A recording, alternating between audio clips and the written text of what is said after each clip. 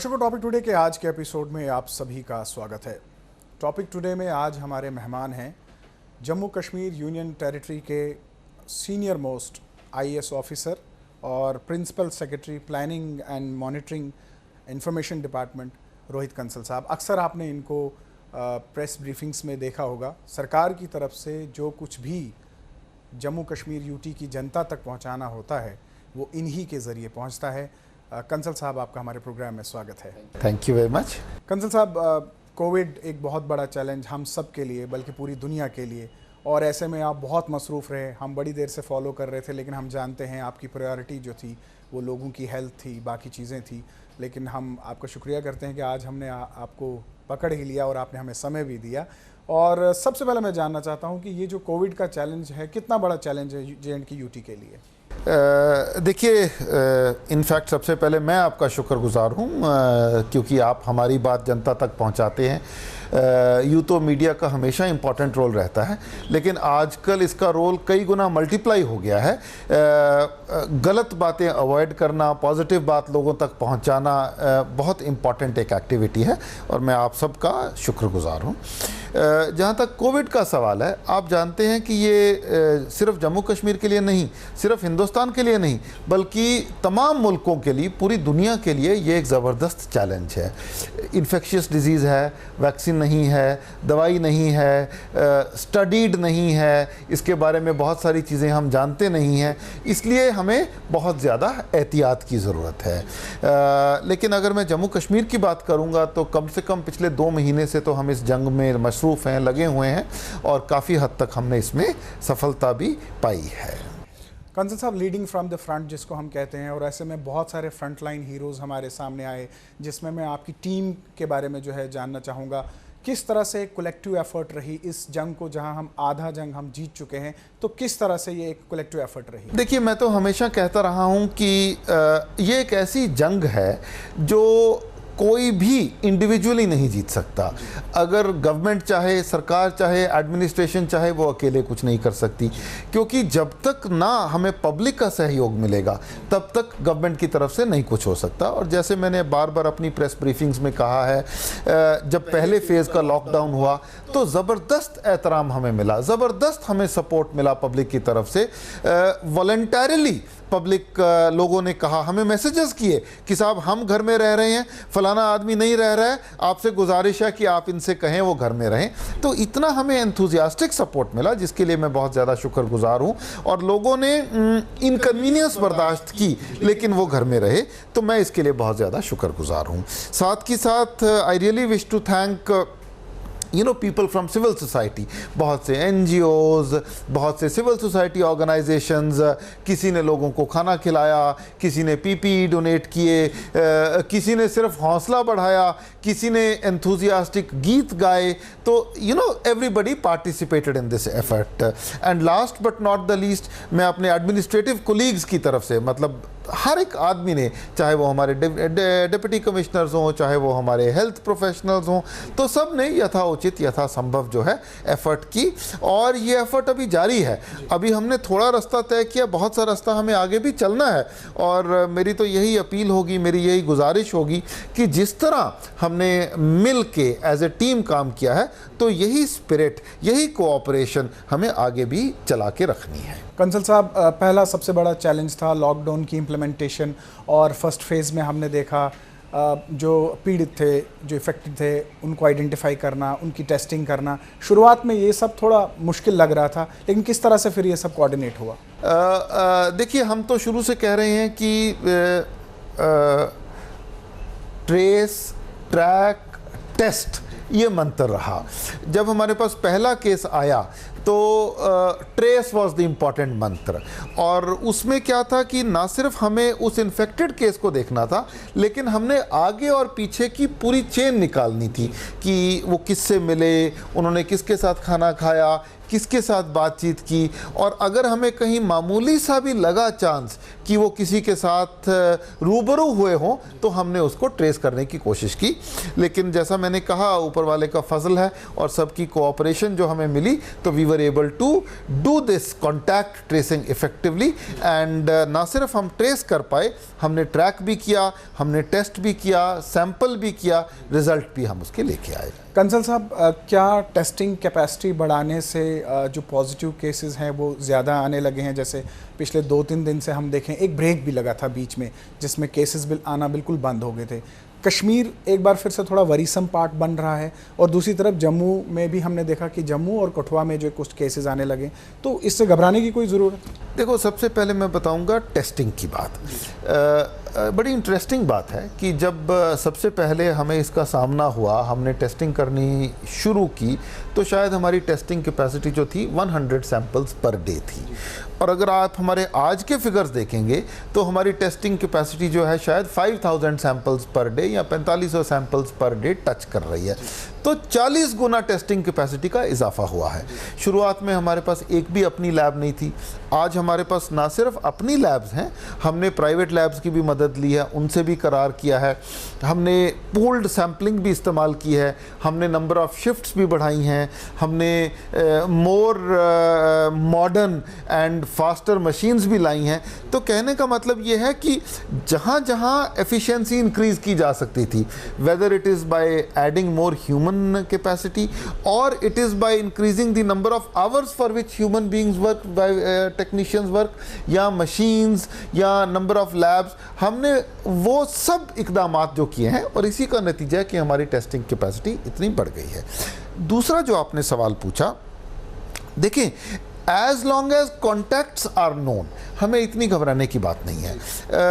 मैं आपको एक और बात बताऊंगा, हमारे जो पॉजिटिव सैंपल्स आ रहे हैं उनमें 90% से भी ज़्यादा एसिम्प्टोमेटिक है। एसिम्प्टोमेटिक का मतलब ये है कोई सिम्टम नहीं है, कोई खांसी नहीं है, कोई बुखार नहीं है, कोई ज़ुकाम नहीं है, लेकिन वायरस है। तो ये एक बड़ी डेंजरस बात है। मुझे देख के आप नहीं शायद कह सकेंगे कि शायद इनको वायरस है, लेकिन टेस्ट करेंगे तो मे भी खुदा न खास्ता पता चलेगा कि इनको वायरस है। नाउ अगर ऐसे एसिम्प्टोमेटिक लोग कॉमन पब्लिक में, समाज में रहते हैं, नॉर्मल एक्टिविटीज़ करते हैं, तो वो कई गुना और लोगों को इन्फेक्ट कर पाते हैं। लेकिन अगर आपकी टेस्टिंग कैपेसिटी अच्छी है, ज़्यादा है, तो आप ऐसे एसिम्प्टोमेटिक केसेस को पकड़ लेते हैं और आइसोलेट करने में कामयाब हो जाते हैं। उसका क्या नतीजा होता है? उसका नतीजा ये होता है कि अगर एक एसिम्प्टोमेटिक केस आपकी पकड़ में आ जाता है तो समझ लो आपने 5 नए केसेस, 10 नए केसेस होने से बचा लिए, प्रिवेंट कर लिए। इसीलिए greater testing, greater tracking of asymptomatic cases and isolating them is extremely important. इसी context में मैं आपको ये कहना चाहूँगा कि सिर्फ ज़्यादा नंबर्स से हमें घबराना नहीं चाहिए। ये ठीक बात है कि अगर ज़्यादा नंबर्स होते हैं तो हमें लगता है कि कहीं ये बीमारी ज़्यादा उग्र रूप तो अख्तियार नहीं कर रही, लेकिन as long as the contacts are known, as long as the chain is known, तो हमें घबराने की कोई बात नहीं है। ज़्यादा टेस्ट करेंगे, ज़्यादा पॉजिटिव लोग आएंगे, लेकिन हमारे काबू में है। हाँ, लेकिन अगर अनट्रेस्ड आ जाते हैं तो ज़रूर एक चिंता की बात लगती है कि ये कहाँ से केसेस आ गए हैं। कंसल साहब, जहाँ हम सब इस कोविड की लड़ाई से जो है वो लड़ रहे हैं, वहीं दूसरी तरफ एक नॉर्मल सिचुएशन नहीं है जहाँ आप या आपके ऑफिसर्स या आपकी टीम जो है वो काम कर रही है। जैसे कि आपने अभी कहा, प्रोग्राम से पहले ही आपने कहा कि बहुत सारी डिस्ट्रेस कॉल्स, मैसेजेस वगैरह, तो एक नॉर्मल सिचुएशन नहीं थी।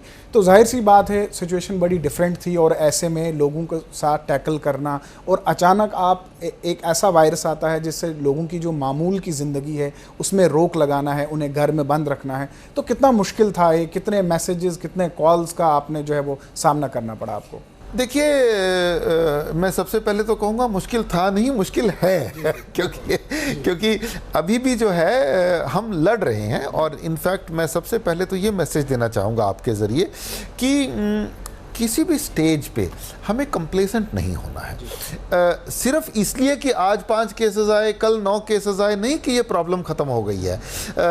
हमें जब तक हम इसको स्टैंप आउट नहीं कर देते तब तक हमें कंप्लेसेंट नहीं रहना है। और जैसे मैं बार बार कहता हूँ, अपने ट्वीट्स में भी कहता हूँ, अपनी प्रेस कॉन्फ्रेंस में भी कहता हूँ, घर से तब तक ना निकलें जब तक कि ऐसा करना निहायत ज़रूरी ना हो। लेकिन अगर आप निकलते हैं, अगर आप बाहर जाते भी हैं, तो एहतियात रखना ज़रूरी है। सोशल डिस्टेंसिंग रखना ज़रूरी है, हैंड वॉशिंग ज़रूरी है, पर्सनल हाइजीन ज़रूरी है। तो we have to reorient our lifes. हमें अपनी ज़िंदगी को, अपने काम को, अपनी सोशल लाइफ को इस वायरस के चलते एक ऐसी रीओरिएंटेशन देनी है कि हम इसको मात दे पाएँ, हम इसको हरा पाएँ। और वो करने का तरीका एक ही है कि मैं अगर आपसे बात कर रहा हूँ, मुझे डिस्टेंस रखना है, मुझे ये ध्यान रखना है कि मुझे बार बार हाथ धोने हैं, मुझे सोशल डिस्टेंसिंग रखनी है, मुझे बाहर जाऊँगा तो मुझे मास्क पहनना है। तो ये सब चीज़ें अब हमारी ज़िंदगी का एक हिस्सा बन जानी चाहिए।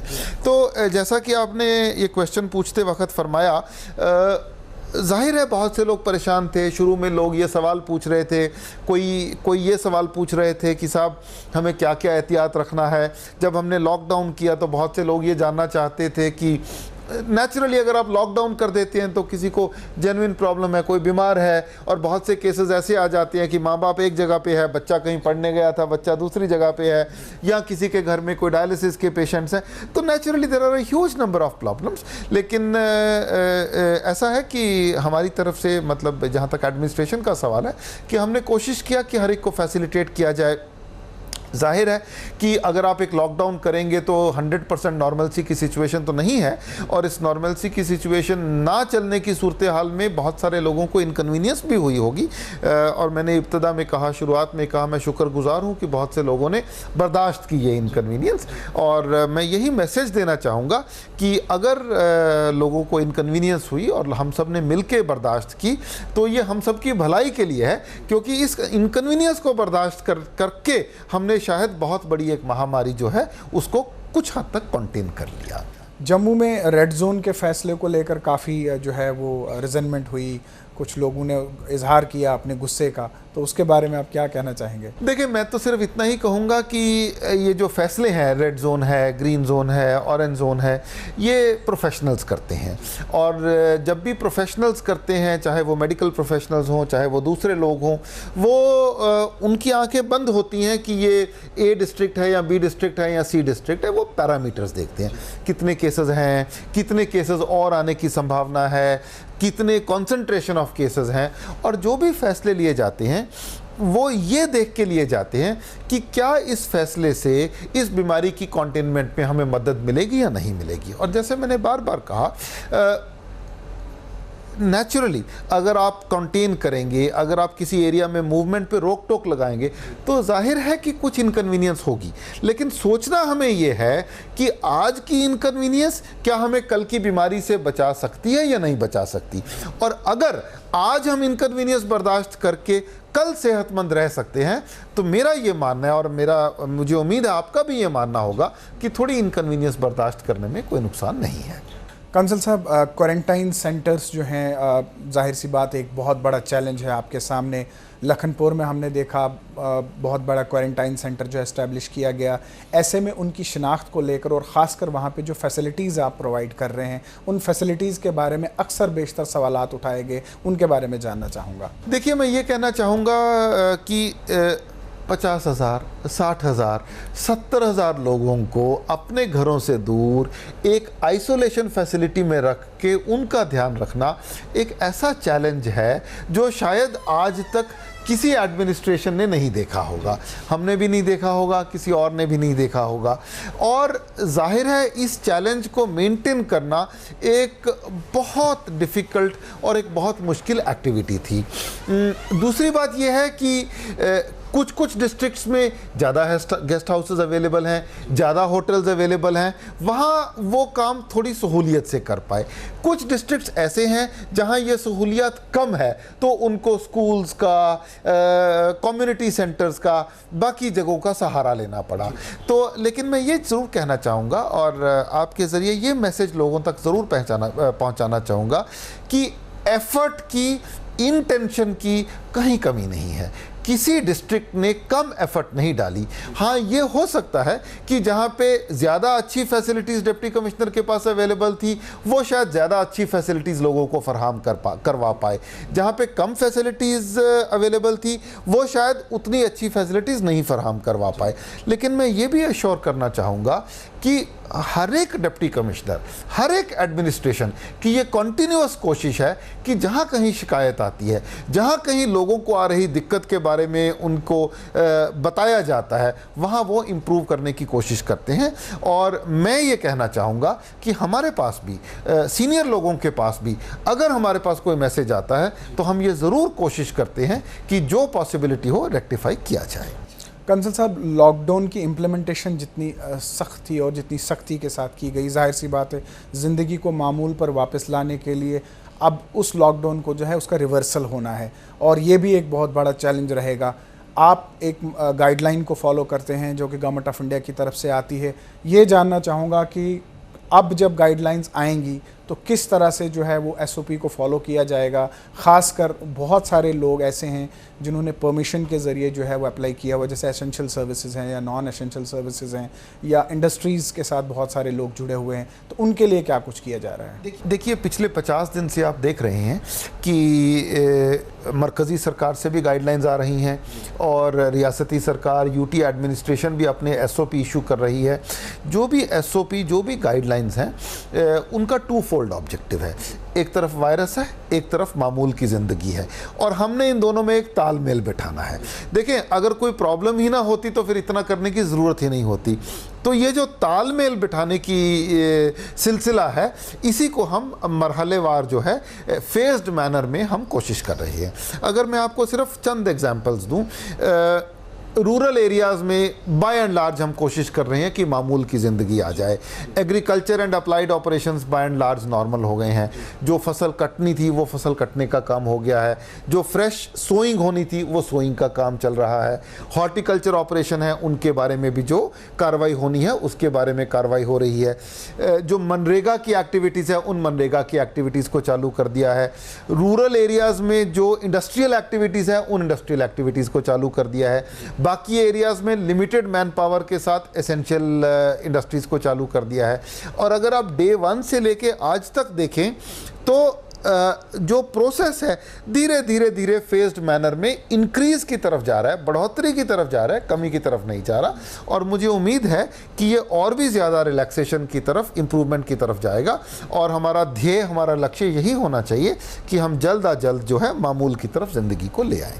हेल्पलाइन नंबर्स पे भी काफ़ी सवाल उठाए गए। जाहिर सी बात है ये कोई छोटा काम तो नहीं था। आप सैकड़ों की तादाद में जो है वो लोगों को शिफ्ट कर रहे हैं, जिसमें स्टूडेंट्स की बात करें, लेबरर्स की बात करें, या वो लोग जो स्ट्रैंडेड थे। इसमें हमने देखा कि बहुत सारी स्टेट से भी जो हमारे स्टूडेंट्स कम्युनिटी के लोग थे उनको आपने लाया, या फिर इंटरनेशनल, जैसे हमने देखा कि फ़्लाइट्स जो है वो रिज्यूम की हैं आपने, जिसमें ढाका से कुछ स्टूडेंट्स को लाया गया है। इसके अलावा सबसे बड़ी मुबारक की बात आपके लिए आज ये है कि आज एक ट्रेन भी जो है वो जम्मू कश्मीर में पहुंची है। तो इसके बारे में जानना चाहूँगा कि ये किस तरह से किया गया। देखिए, मैं ये बताऊंगा, और ये शायद आप भी जानते होंगे कि 1 लाख से ज़्यादा जो जम्मू कश्मीर के रेजिडेंट्स हैं वो मुख्तलिफ़ इलाक़ों में बाहर हैं, जिसमें कुछ लोग हिंदुस्तान से बाहर हैं और कुछ बहुत दूर दराज तक लोग हैं। गोवा में लोग हैं, केरला में लोग हैं, अंडमान में कुछ लोग हैं। तो जहाँ आप सोच सकते हैं हिंदुस्तान की सरहदें, वहाँ तक लोग हैं। इसी तरह अगर बाकी मुल्कों की बात की जाए तो दुबई में लोग हैं, बांग्लादेश में लोग हैं, डिफरेंट एरियाज़ में लोग हैं। और जैसा आप जानते हैं कि कुछ लोग जो ईरान से वापस आए थे वो क्वारंटाइन हुए। सबसे पहले वो जहाज़ के ज़रिए श्रीनगर डायरेक्टली वापस आए। इसी तरह जो बांग्लादेश में बच्चे कुछ पढ़ाई कर रहे थे, तालीम ले रहे थे, उनकी एक फ़्लाइट जो है चंद दिन पहले आई और एक फ़्लाइट जो है आज उनकी उतर रही है, और 2-3 फ़्लाइट्स और आएंगी। तो इसी तरह जहाज़ के ज़रिए इवैक्यूएशन का सिलसिला चल रहा है। फिर हमारा लैंड बॉर्डर जो है लखनपुर है, आज की डेट तक अगर हम हिसाब लगाएं तो मुझे लगता है कि 35 से 38 हज़ार जो लोग हैं अभी तक वापस आ चुके हैं। इसमें स्टूडेंट्स भी हैं, माइग्रेंट लेबर भी हैं, पेशेंट्स भी हैं, बाकी लोग भी हैं। और ट्रेन्स के बारे में तो आपने खुद ही बताया कि आज जो है एज वी स्पीक 2 ट्रेन्स जो हैं उधमपुर आ रही हैं और 2 ट्रेन्स जो हैं जम्मू में जो हैं और आएंगी, परसों आएंगी। तो every possible means of transport, road, public buses, private buses, train, air, हर एक ज़रिए से लोगों की इवैक्यूएशन हो रही है। एडमिनिस्ट्रेशन में हमें एहसास है कि हर इंसान घर आना चाहता है। लोग अपने नियर एंड डियर्स को मिलना चाहते हैं। फिर ईद का त्यौहार आ रहा है, बहुत लोग चाह रहे हैं कि ईद के टाइम घर में आएँ। इसी तरह कुछ लोगों को इमरजेंसी है, कुछ को मेडिकल केसेस हैं, हज़ारों इंसानी मजबूरियां हैं। लेकिन एडमिनिस्ट्रेशन की तरफ से कोशिश ये रही है कि जल्द अज जल्द लोग आ पहुँचें। एक बात मैं ज़रूर कहना चाहूँगा, हर कोई एक दिन तो नहीं आ सकता, everybody cannot come in a single day. फिर भी हमारी कोशिश ये रही है कि जितनी जल्दी हो सके लोग आएँ और जितनी स्मूथली हो सके लोग आएँ। जाहिर है अगर आप दूर से आ रहे हैं, ना ट्रेन चल रही है, ना बस चल रही है, ना जहाज़ चल रहा है, तो कुछ तकलीफ़ात तो लोगों को महसूस हुई होंगी, कुछ डिफ़िकल्टीज़ तो लोगों को महसूस हुई होंगी। लेकिन एडमिनिस्ट्रेशन की कोशिश ये रही है और ये रहेगी कि सब लोगों को फैसिलिटेट किया जाए, लोग जल्दी जल्दी जो है घर वापस आएँ। आज भी मुझे बहुत से मैसेजेस आते हैं, जब भी मैं कोई ट्वीट करता हूँ कि 200 स्टूडेंट्स रिसीव्ड, तो फ़ौरन मेरे को 200 मैसेजेस आ रहे हैं, okay but what about us, we are in Kerala, we are in Maharashtra, we are in Goa. तो मैं उन सब को कहना चाहता हूं, जो आपके ज़रिए मैसेज दे रहा हूं, कि आपकी एंग्जाइटी हम समझते हैं, आपकी तकलीफ़ हम समझते हैं, बट बराए मेहरबानी सब्र रखें, everybody will be facilitated to come. Kansal साहब, रेलवे की कैरिंग कैपेसिटी को देखते हुए कितना बड़ा रेस्पाइट है ये, क्योंकि हम एक कॉर्नर में हैं, जम्मू कश्मीर एक कॉर्नर में है, तो कितना बड़ा रेस्पाइट है ये आपके लिए? क्योंकि जैसे आपने खुद कहा कि बहुत प्रेशर, बहुत दबाव है आपका, और आप सोशल मीडिया पे बहुत एक्टिव हैं, इमीडिएटली लोग जो है वो आपको अप्रोच करते हैं, तो कितना बड़ा रेस्पाइट है? देखिए, मैं तो एक सिंपल बात कहूँगा कि एक बड़ी बस में 40 लोग आते हैं, एक ट्रेन जो आती है उसमें 1200 लोग आते हैं, तो जाहिर है कि एक ट्रेन उतने पैसेंजर्स को ला सकती है जितना 30 बसेस लेके आती है। तो जाहिर है, और मैं बहुत शुक्रगुजार हूँ मतलब तमाम रेलवे इंतज़ामिया का, जिन्होंने बहुत अच्छे से जो है हमें ताउन दिया, कोऑपरेट किया। और जैसे उधमपुर में देखा आपने 2500 लोग आ पाए हैं, जम्मू में लोग 2500 लोग और लोग आ पाएंगे, तो बहुत जल्द जो है मुझे उम्मीद है कि बहुत सारे लोग आ पाएंगे। ग्राउंड पे जो लोग काम कर रहे थे, जैसे हम जम्मू कश्मीर पुलिस की बात करें या अपने हेल्थ डिपार्टमेंट की बात करें या एसेंशियल सर्विसेज की बात करें, उन लोगों ने बहुत ज़बरदस्त काम किया है, उनके लिए क्या कुछ आप कहना चाहेंगे? शुक्रिया शुक्रिया शुक्रिया। मैं तो यही कहना चाहूँगा कि, और मैं ये कहना चाहूँगा कि ये एक ऐसा टाइम है जिसमें हर एक ने काम किया, सिविल सोसाइटी ने काम किया, एडमिनिस्ट्रेशन ने काम किया, मीडिया ने अपना रोल प्ले किया। और आप लोग जब हमें क्रिटिसाइज़ भी करते हैं, हम उसको बुरा नहीं मानते, हम इसलिए बुरा नहीं मानते क्योंकि अगर आप सिर्फ तारीफ़ ही करेंगे तो हमें पता नहीं चलेगा कि कहाँ हमसे कुछ भूल चूक हो रही है।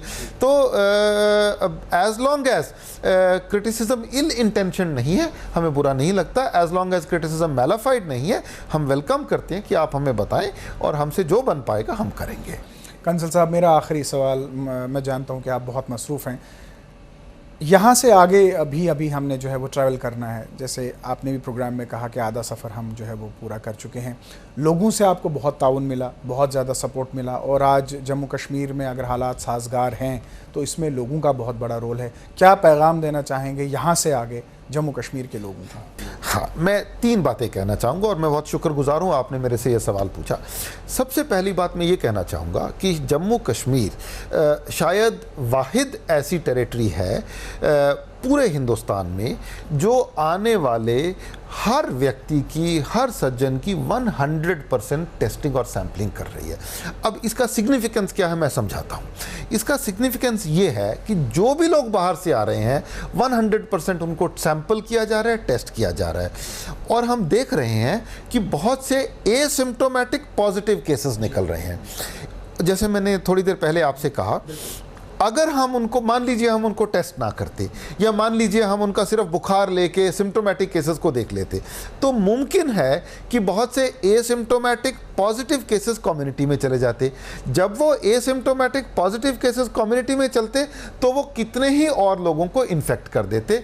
इसलिए ये एक बहुत अहम फैसला है, और ये मैं बात इसलिए दोहरा रहा हूँ कि ये अहम फैसला हमें आगे आने वाली महामारी से बचाएगा।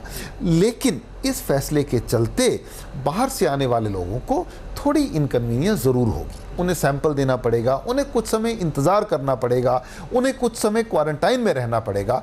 मेरी गुजारिश है लोगों से, ये मेरा पहला पैगाम है, गुजारिश है, प्लीज़ बेयर विद अस। इसमें थोड़ी इनकन्वीनियंस बर्दाश्त करें। ये आपके फ़ायदे के लिए है, ये हम सब के फ़ायदे के लिए। ये मेरा पहली रिक्वेस्ट है।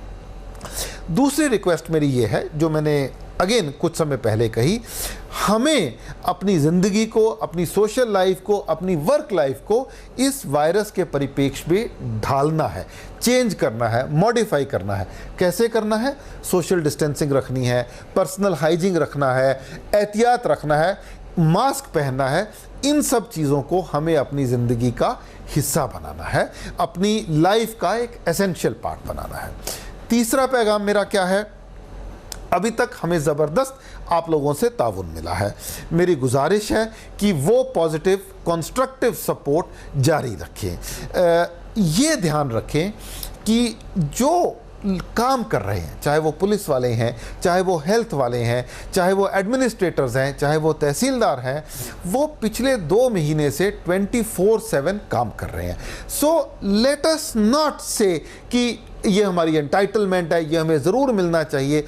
हमें ये समझना चाहिए कि हम सब एक मुश्किल वक्त से निकल रहे हैं, तो इसलिए मामूली बात पे हमें नुक्ताचीनी नहीं करनी चाहिए कि साहब ये ठीक नहीं था, वो ठीक नहीं था, चावल में नमक अच्छा नहीं था, ये हमें नहीं मिला, वो हमें नहीं मिला। हाँ, अगर ज़बरदस्त इनकन्वीनियंस है तो ज़रूर बताएं। एडमिनिस्ट्रेशन का फ़र्ज़ है कि आपका ध्यान रखे, और आपका भी हक है कि आपको अच्छी सुविधाएं मिले, लेकिन उनको नुक्ताचीनी की स्पिरिट में नहीं लें, उनको एक पॉजिटिव कंस्ट्रक्टिव स्पिरिट में ज़रूर बताएं। और यह ज़रूर ध्यान रखें कि 70,000 लोगों के लिए इंतज़ाम करना किसी भी एडमिनिस्ट्रेशन के लिए एक बहुत बड़ा चैलेंज है, और जो लोग ये इंतज़ाम कर रहे हैं वो भी इसी समाज का पार्ट है, वो भी आप लोगों का ही पार्ट है। तो एक पॉजिटिव कंस्ट्रक्टिव स्पिरिट में ताउन दें, सपोर्ट दें और सपोर्ट लें, और मिलजुल कर चलें। जब तक ना हम सब लोग मिलजुल कर चलेंगे तब तक हम इस पे कामयाबी नहीं पा पाएंगे। और आखिरी बात, हमें कॉम्प्लेसेंट नहीं होना है, नहीं होना है, नहीं होना है। ये जंग जितनी जीत ली है उससे कई गुना ज़्यादा और बाकी है, और हमें मिलजुल के आगे बढ़ना है, बीमारी पे जीत हासिल करनी है। कंसल साहब, आपने अपना कीमती वक्त निकाला, हमारे प्रोग्राम में हिस्सा लिया, आपका बहुत बहुत शुक्रिया। शुक्रिया, आपने मुझे मौका दिया मैं बात आपके ज़रिए लोगों तक पहुंचा पाऊं, इसके लिए मैं आपका शुक्रगुजार हूं। ये थे रोहित कंसल साहब, principal secretary planning and monitoring. और जैसे कि आपने सुना, थोड़ा और सब्र और तहम्मुल का जो आपने मुजाहिरा किया है, थोड़ी सी और ज़रूरत है आपके ताउन की। जाहिर सी बात है, हम इस जंग को जो है वो जीत रहे हैं, और इंशाल्लाह आइंदा वक्त में इस जंग को पूरी तरह से जीतेंगे। लेकिन इसमें सबसे बड़ी जो ज़रूरत है वो है आपके ताउन की, आपके सपोर्ट की। टॉपिक टुडे के आज के अंक में सुना ही, फिर होगी आपसे मुलाकात। इजाज़त दीजिए, आदाब।